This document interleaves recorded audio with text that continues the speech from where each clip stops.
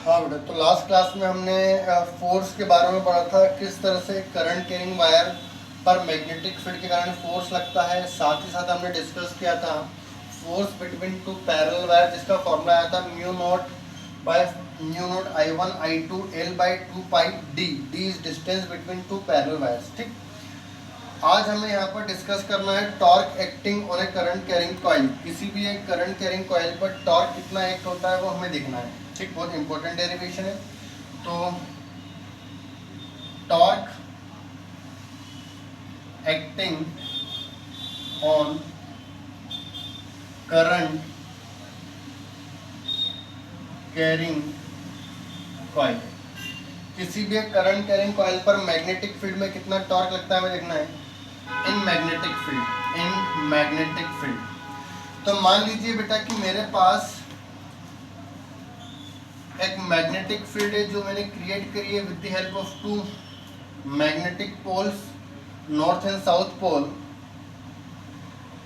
ठीक, और इसके अंदर मैंने एक कॉइल को रखा हुआ है, this is current carrying coil. ठीक है, ऐसे यहाँ पर करंट को फ्लो करवाने के लिए मान लीजिए मैंने कोई सोर्स अप्लाई किया हुआ है, जिसके कारण करंट की जो डायरेक्शन है वो ऐसे है, क्लॉकवाइज डायरेक्शन में करंट है। अभी इस करंट कैरिंग कॉइल का लेंथ मैं L एज्यूम कर लेता हूँ और इसका जो ब्रेड्थ है वो हम B एज्यूम कर लेते हैं।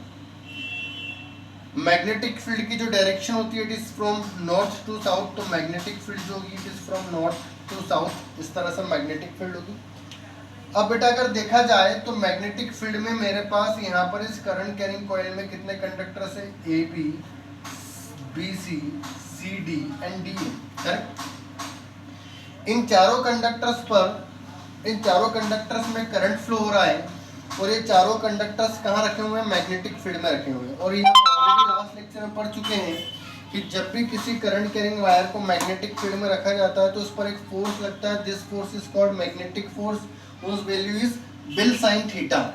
तो सिमिलरली यहाँ पर ये चार कंडक्टर से बेटा मेरे पास इन चारों कंडक्टर्स पर भी क्या लगेगा, फोर्स लगेगा, क्योंकि इन चारों कंडक्टर्स में करंट फ्लो हो रहा है, साथ ही साथ ये मैग्नेटिक फील्ड में रखे हुए हैं। अब उस फोर्स की अगर वैल्यू को देखा जाए तो BC वाले कंडक्टर और AD वाले कंडक्टर पर मैग्नेटिक फोर्स की वैल्यू क्या हो जाएगी बेटा, जीरो हो जाएगी। कारण क्या है, मैग्नेटिक फोर्स जो होता है it is bill sine theta, where theta is the angle between magnetic field and current element, ये करंट कंडक्टर। तो अगर देखा जाए तो करंट कैरिंग कंडक्टर इधर है और मैग्नेटिक फील्ड भी इधर है, दोनों पैरेलल मतलब angle zero, sine zero is zero, तो ये भी मैग्नेटिक फील्ड जीरो होगी। यहाँ पर angle 180, sine 180 is also zero, तो यहाँ पर मैग्नेटिक फील्ड जीरो होगी। तो इनडायरेक्टली जो मैग्नेटिक फोर्स होगा बेटा वो सिर्फ AB और CD वाला कंडक्टर पे एक्ट होगा और उसकी डायरेक्शन क्या होगी, देखिए अगर मैं AB वाले कंडक्टर की बात करता हूं तो AB वाले कंडक्टर में फोर्स की डायरेक्शन को पता करने के लिए याद करो हमने पढ़ा था left hand rule, Fleming's left hand rule, FBI, F is force, B is magnetic field, I is current. I is current upward direction, magnetic field from left to right. तो जो फोर्स है थंब वो अंदर की तरफ जा रहा है, तो इसमें जो फोर्स होगा बेटा वो इनवर्ट डायरेक्शन में होगा। ठीक, सिमिलरली यहाँ पर देखें तो करंट नीचे, मैग्नेटिक फील्ड इधर, तो यहाँ पर फोर्स आउटवर्ड डायरेक्शन में होगा, इधर जो फोर्स होगा इट इज आउटवर्ड डायरेक्शन। तो देखा जाए तो इस करंट कैरिंग जो कॉइल होती है उस पर दो तरह के फोर्स एक्ट होंगे, इस वाली ब्रांच पर इनवर्ट डायरेक्शन में होगा और इस वाली ब्रांच पर आउटवर्ड डायरेक्शन में होगा।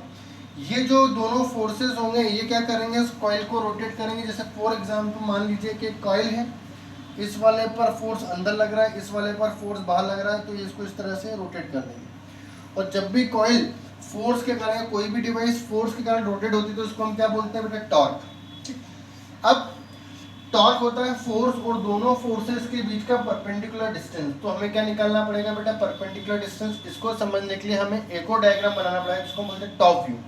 ये हम फ्रंट व्यू देख रहे थे, अब इसी को हम टॉप से देखेंगे। अगर टॉप से देखा जाए तो कैसा दिखाई देगा, देखेंगे ये है नॉर्थ पोल और ये है साउथ पोल। अभी अगर ये कॉइल रोटेट हो गई, ठीक है, अगर ये कॉइल रोटेट होगी इस तरह से, तो आप इसको टॉप से देखोगे तो आपको इस तरह से दिखाई देगा। ये पहले ऐसा रखा हुआ था, जब ये रोटेट हुई ऐसे तो कुछ इस तरह से हो जाएगी। तो कॉइल का जो शेप हो जाएगा ऐसे हो जाएगा। अभी आपको एल और बी दोनों दिखाई दे रहा है, इसका इसमें आपको सिर्फ बी दिखाई देगा।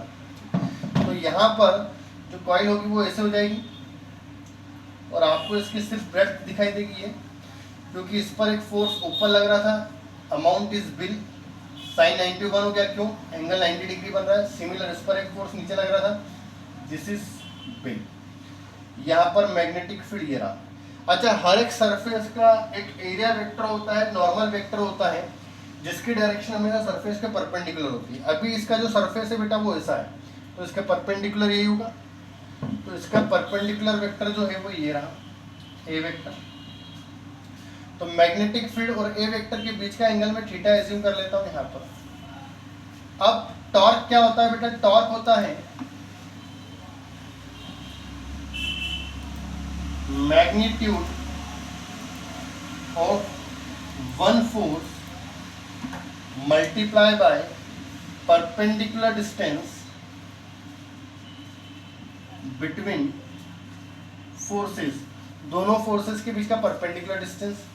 तो टॉर्क हो जाएगा किसी भी एक फोर्स का मैग्नीट्यूड दैट इज बिल, और दोनों फोर्सेस का परपेंडिकुलर डिस्टेंस। तो एक फोर्स इधर, एक फोर्स इधर, ये डिस्टेंस भी जो है मेरे पास परपेंडिकुलर, यहाँ पर भी डिस्टेंस पर, तो ये डिस्टेंस हमें कैलकुलेट करना है। करेक्ट। अभी ये कितना हो गया? थीटा, ये 90 माइनस थीटा, तो ये 90 माइनस थीटा, तो दिस इज थीटा।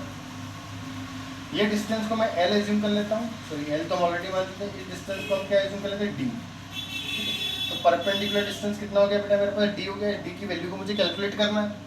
अब कैसे कैलकुलेट करेंगे देखें। मैं यहाँ पर साइन थीटा अप्लाई करता हूँ। Sine theta is equal to perpendicular divide by hypotenuse.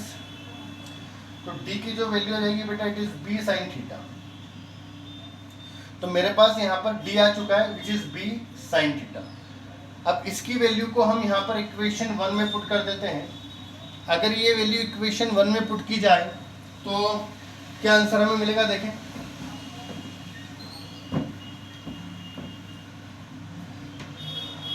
Solve करने पर जो आएगा B is equal to bill into क्या था बेटा? डी, और डी की वैल्यू कितनी? B sine theta. Correct. Now this is length and this is breadth. Length into breadth is called area. तो मैग्नेटिक फील्ड, सॉरी ये हमारे पास था टॉर्क, तो जो मैग्नेटिक टॉर्क आ जाएगा it is B I A sine theta. तो this is the torque acting on a current carrying coil. Now if coil has n turns, coil has n turns, अगर मेरी कॉइल में कितने turns हो बेटा?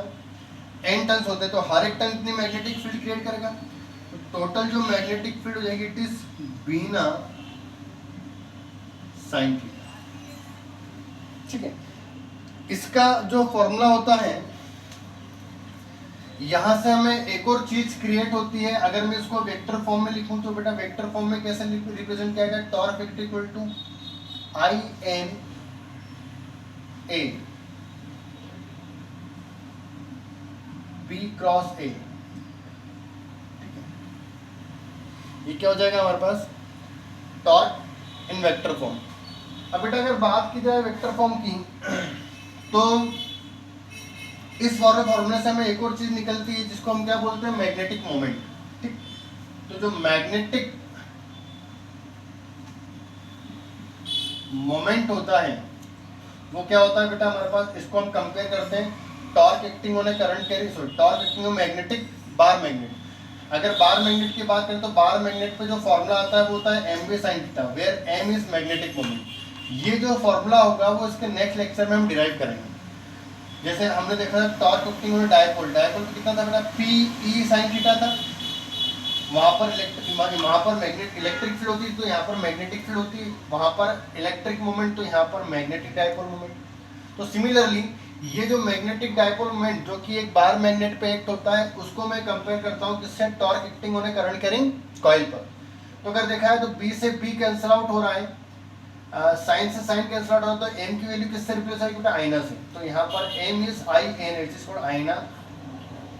समझने के लिए, याद करने के लिए, it is also known as magnetic dipole moment. इसका ऐसा यूनिट क्या हो जाएगा बेटा? Of M. एम का जो ऐसा यूनिट हो जाएगा it is ampere into metre square.